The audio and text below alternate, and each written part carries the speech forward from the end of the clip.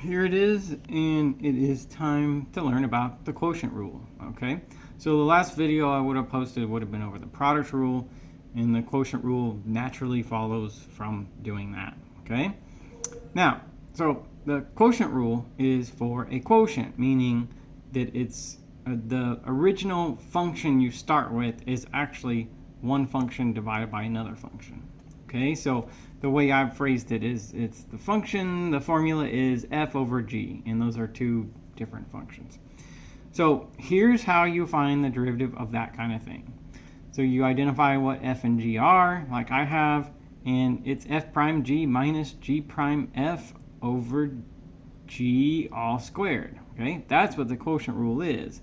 And I'm sure there are ways to remember that, but you don't have to remember it because, at least if this was a class on campus, I'd give you a formula sheet with that on it, and at this point you could use your notes and have that formula handy and ready to use. So first example, this is a fairly clear-cut example of the quotient rule. It is one function divided by another function, right?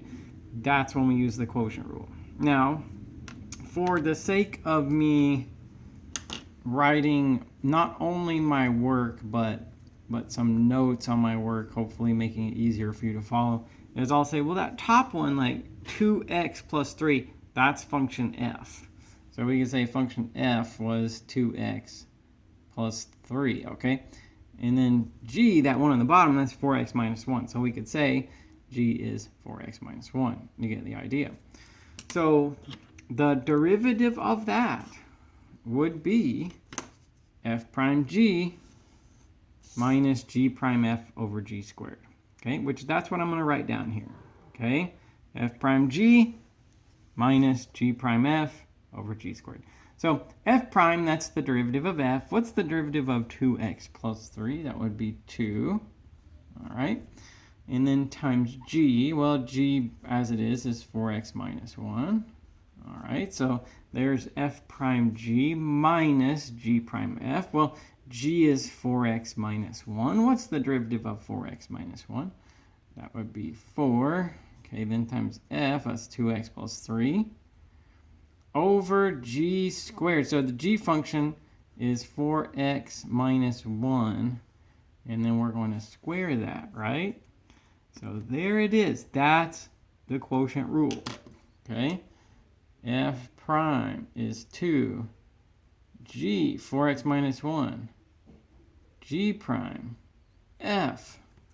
Then the bottom, g squared. Now, I guess we have our answer, given that I have done everything correct up to that point. But we do simplify these, to a reasonable amount, and it wouldn't be hard to multiply all that together and add some like terms and so on. So we'll go ahead and do that. So 2 times 4x minus 1, that's going to be 8x minus 2. Okay, and then this negative 4 distribute that way. So that's going to be negative 8x minus 12. All right. And could you square this out? Could you multiply that 4x minus 1 out? Well, you could, but you wouldn't really get anything simpler. You just have more numbers down there. We leave it this way, it'll be a little simpler, a little shorter. We'll just leave it like that.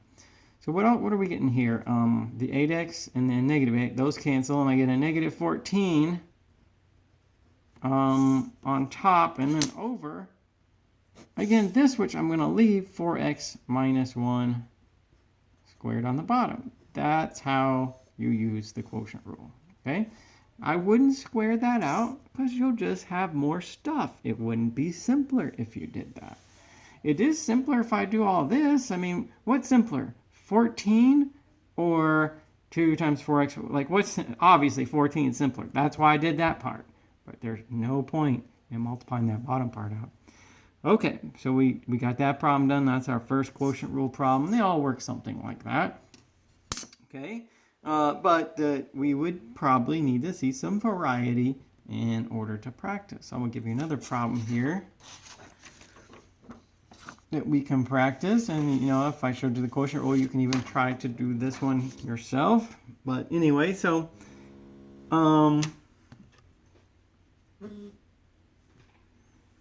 what about that. Okay? When I look at this, I see that it's a product, and then there's a quotient in here. Remember in the last video, we learned about the product rule. And there is a product, but, I'd hate to have to use the product rule and the quotient rule. So I'm going to do some simplifying of this. Okay? I'm going to see this as x to the 5th power over 1. And I'm going to multiply through there so that I don't have to use the product rule and the quotient rule all together, because truth is that will make it more complicated than it has to be. So this is my advice. All right. Okay. So let's see. What is x to the 5th power over 1 times 1? That's just x to the 5th power. And I've got the minus. What's this x to the 5th power over 1 times this other fraction, 4 over x plus 6? So that would be 4x to the 5th power, right? Okay, and then over x plus 6. Now, when I take the derivative of this, I take the derivative of this term, and I carry down the minus, and then I find the derivative of this term. This first term, that part's not hard. That's the derivative of x to the 5th power is 5 times x to the 4th power. Then I carry down the minus. This part, though, I have to use the quotient rule. Why do I have to use the quotient rule? Well, because it is one function divided by another. Okay? So let's phrase this the same way. It's the function f over the function g. Okay? All right, so here goes. F prime, the derivative of f of x, will be 5 times x to the 4th power. Then I'll carry down the minus, because that's what we do with subtraction. And then for this part, I will have to use the quotient rule on that. F prime g minus g prime f, quotient rule. So f is 4x to the 5th power. What is f prime? What's the derivative of 4x to the 5th power?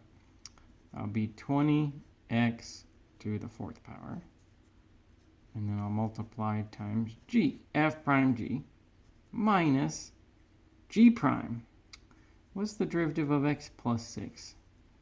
That would be 1 times f, which is 4x to the 5th power. All right, there it is.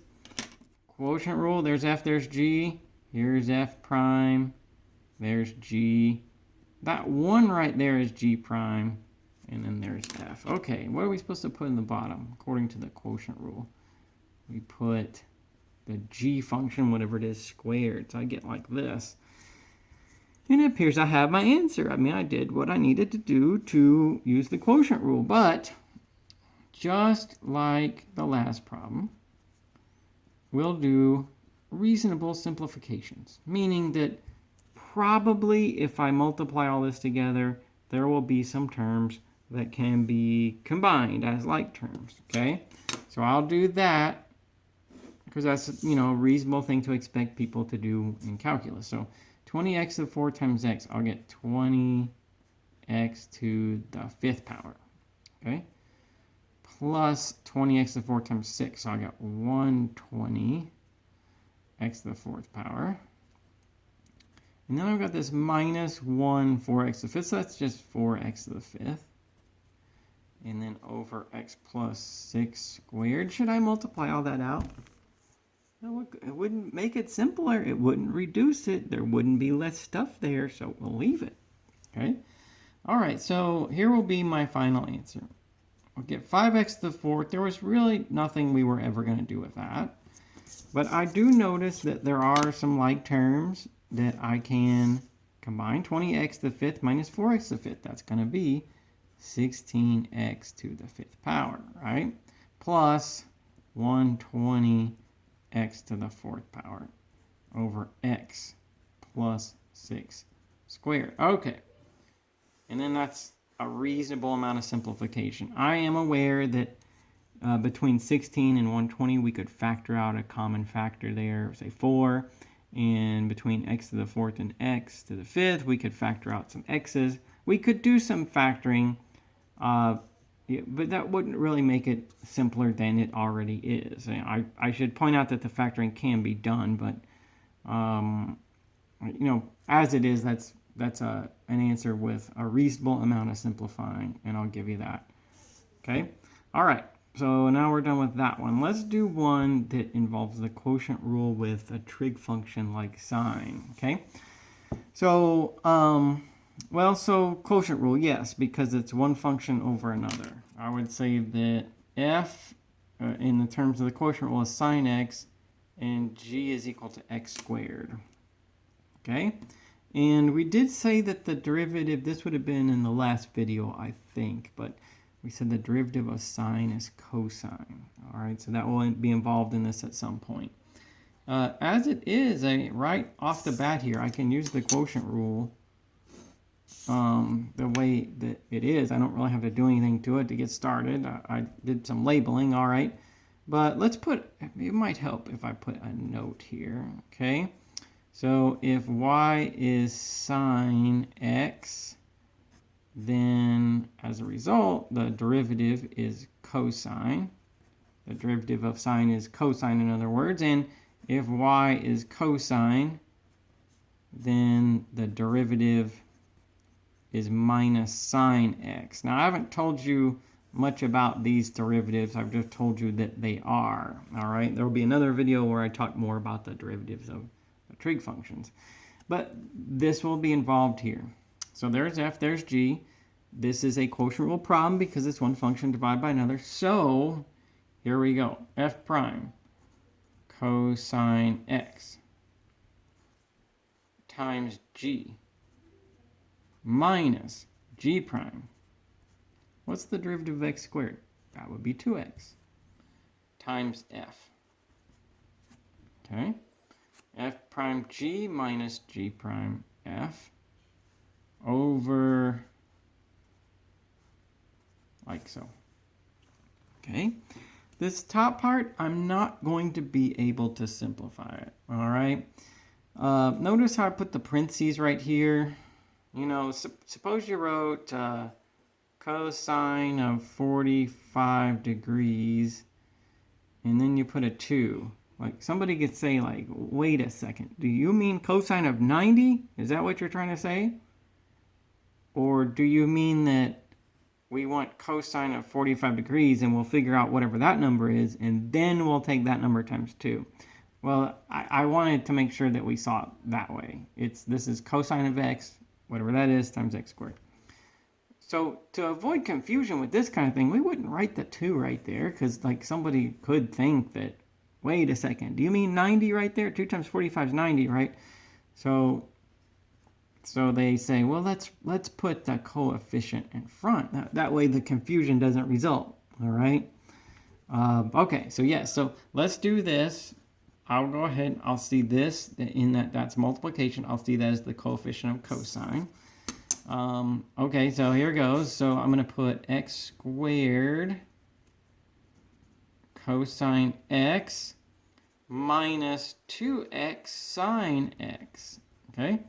Now remember before, like say with this problem, I said, well, what good would it do to square that out? You just have more terms and so on. It wouldn't reduce anything, okay? But here, like I do have a fairly easy answer for what x squared is. It would be simpler than what I have here. How do you take a number, raise it to a power, and then raise it to another power? You multiply the power, so that's x to the 4th power down there, okay? All right, so sure, it is. That's the way that it works. Now, am I done though? Have I done a reasonable amount of simplification? The simplified problem means that I want there to be less stuff in it than there was when I started. Can I go a little further? I think with this one I can. Okay, so let me show you what I think I can do. So I notice that there's a common factor of x up there. So I'll factor it out.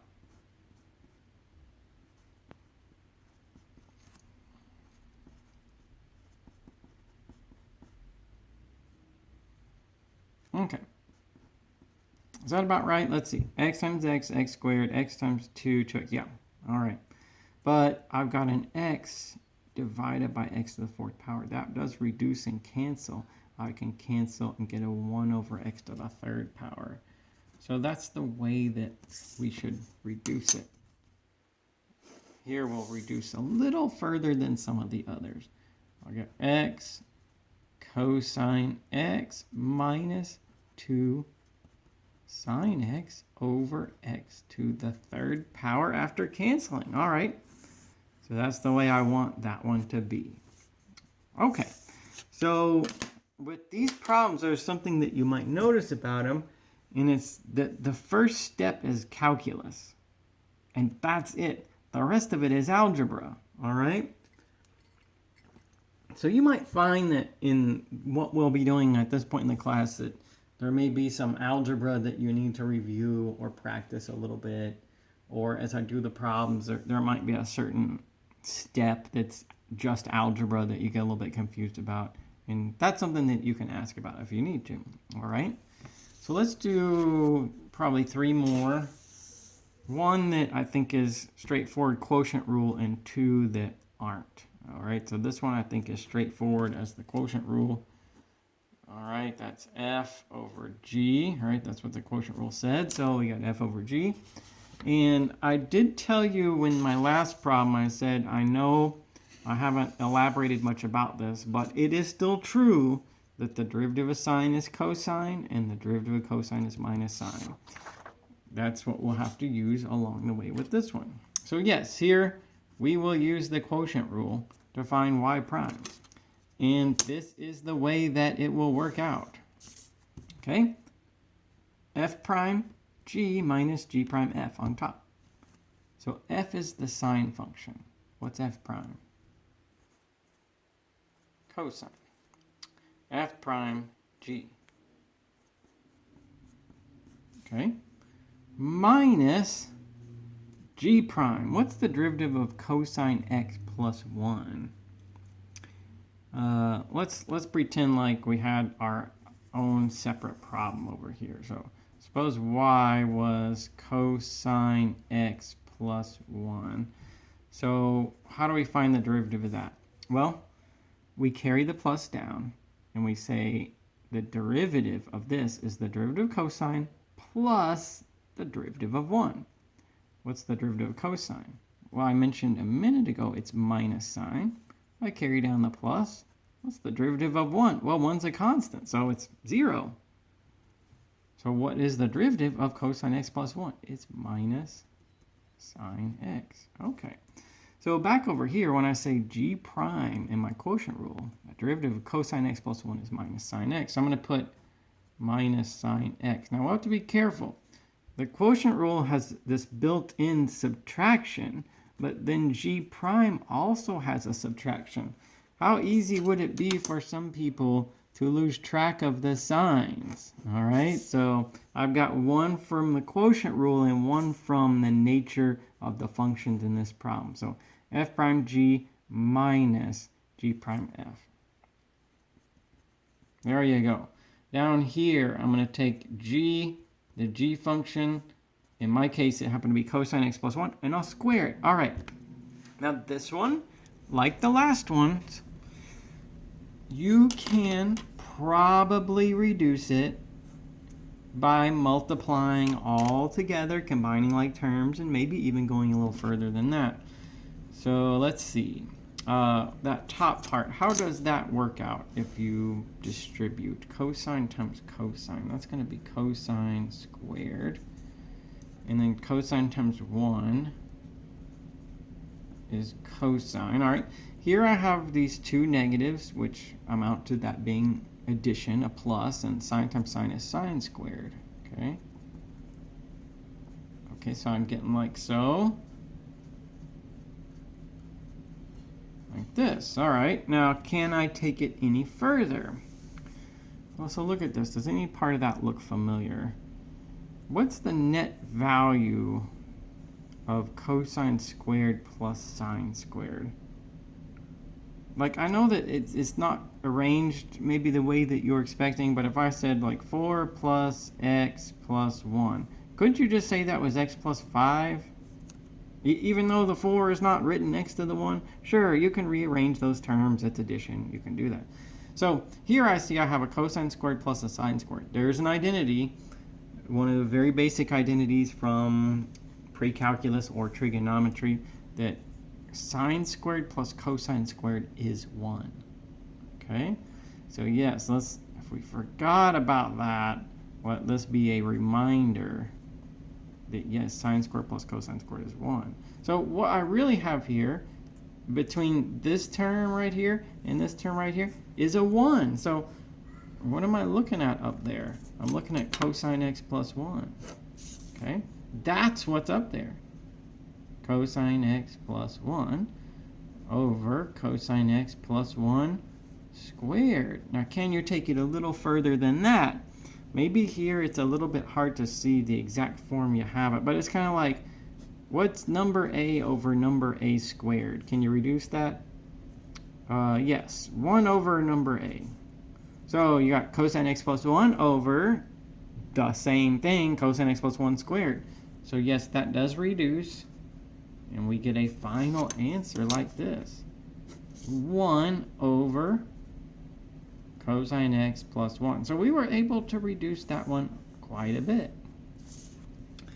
You can expect then, now that we'll use trig functions a little bit, to see some of the old identities that you probably forgot. You saw them, but who walks around thinking about trig identities all the time? Not many people, so maybe you didn't remember that, but I'll remind you about some of these identities that we'll use as we come across them. Okay? All right, there's my final answer for that one. Let's look at 2 more. And I would call these last 2 problems maybe a gray area. I don't really know if gray area is the right term for this, but I wrote down on my slide problems where the quotient rule can be used but is not the easiest way. It's a lot simpler to say gray area, but I thought this would be a little more direct as far as my intentions go. You can use the quotient rule to do this problem. You can. But I don't recommend it because it's not the easiest way. Okay? So how about this? If you want to use the quotient rule to do this, then pause the video and try it and see if you can get the answer that I ultimately get. All right? So here's what I mean. I remember that in other videos, I had like 2 rules that really stand out. One of them was that if y was x to some or any constant power n, then y prime would be n times x to the n minus 1 power. All right, so we use that rule all the time. One of the other rules was that if y was a constant c times some function, like that function could be anything, then y prime would be that constant times the derivative of that function. So like when you see a constant times a function, to find the derivative of such a thing, you just carry that constant coefficient into your derivative and you multiply it by the derivative of the function. I see both of these in play here, but I think it takes a little bit of algebra. Let's see. I need to see if you can agree with something. Is this the same as this?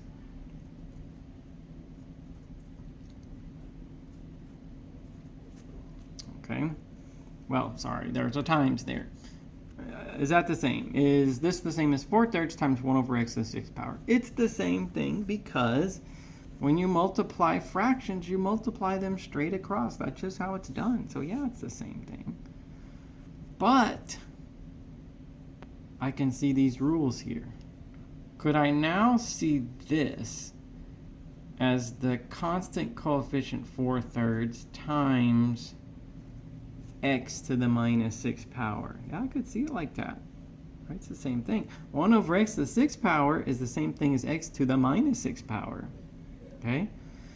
Or if, I don't know, like, I have to always decide more or less detail. More detail, you can definitely get to the point where you show too much detail, and you can definitely be at the point where you don't show enough detail. So I never feel like I know the right amount of detail to show, but I could take it here and say, like, that's why I'm saying it's 4/3 times x to the minus 6 power. So yes, let's use that with these rules, okay? That would be my opinion, you know, just my opinion, but that would be easier than using the quotient rule, okay? So y prime, what do I do with the 4/3? That's a constant, carry it down, so 4/3 times whatever the derivative of x to the minus 6 power is. Well, that's going to be minus 6 times x to the minus 7 power, okay? So, all right, I get something that fairly simple by calculus standards, I think. What could I do with this? Well, is there an answer to 4/3 times negative 6? See, that's going to be negative 8, right? 3 into 6, 2, 4, 8 is negative 8 times x to the minus 7 power. That's probably good enough as far as doing reasonable simplifications. Who knows? Better safe than sorry. I'll also write it this way for you, okay? Those are the same thing though, right? We can agree about that. Now, there's how I'll do it. Could you use the quotient rule? Yes. It is one thing divided by another. Should you use the quotient rule? In my opinion, no. You should do it like this. All right? Okay, but I'll leave it up to you how you want to do it. That'll be your personal choice. Here's another one where you could use the quotient rule, but I definitely wouldn't. I don't think you should do this one that way. All right? So, okay, yes, you could use the quotient rule. It would be difficult. There'd be a lot of hoops to jump through with the root x and so on. So if I'm telling you that I would not personally use the quotient rule to do that, and I wouldn't recommend it to you, what do I recommend instead? Well, it comes down to knowing a little algebra. It's kind of like up here. Like, do you know that 4/3x to the 6th power is the same thing as 4/3 times 1/x to the 6th power? Do you know that? Do you know that this is 5x over root x minus 1/x? Did you know that? Okay. If you knew that, how did you know it? Well, you might say, I know these are the same because these can be seen as fractions with a common denominator, and you can add or subtract fractions with a common denominator like this. This one would be 5x minus 1 all over that denominator of root x. Well, that's what you started with, so you can take it back the other way. Do you have to use the quotient rule on this one? I'd say, no, you don't have to, because what is x over root x? What is x to the 1st power over x to the 1/2 power? Well, that would be, well, let's see, what's 1 minus 1/2? 1/2. Okay. And what's 1 over root x? Well, root x is x to the 1/2 power, so that's going to be x to the minus 1/2 power. So where are you on this? Quotient rule? Not anymore. No quotient. I've got coefficients times functions and powers. Okay, so working on that, here's my y prime. It's going to be 5, I carry that coefficient down, times the derivative of x to the 1/2 power, which is 1/2 x to the negative 1/2 power. Okay, minus, I carry down the subtraction, times the derivative of x to the minus 1/2 power, which is minus 1/2 x. And what do you get if you subtract 1? You get negative 3/2. Okay? All right. So here's what I get out of that. I've used the rule. The calculus is over. It'd just be now maybe of a matter of cleaning it up a little bit, rewriting it. Let's say that this one is going to be 5 on top, 2 on the bottom with x to the 1/2 power. 5/2, that goes under the bar. This will be plus, and this will be, let's say, 1 over 2x. So that power is negative, so we'll say 3/2. Okay, there you go. I did not use the quotient rule. I think it'd be harder, as I told you. Could you do more with this? Well, yeah, I mean, when you're going to stop. You could write that as root x. This would be square root of x to the third power. Back in my first few videos I made over using these rules, I probably in a lot more detail talked about other ways you can rewrite this. This is fine for now, so that's what I'm going to give you.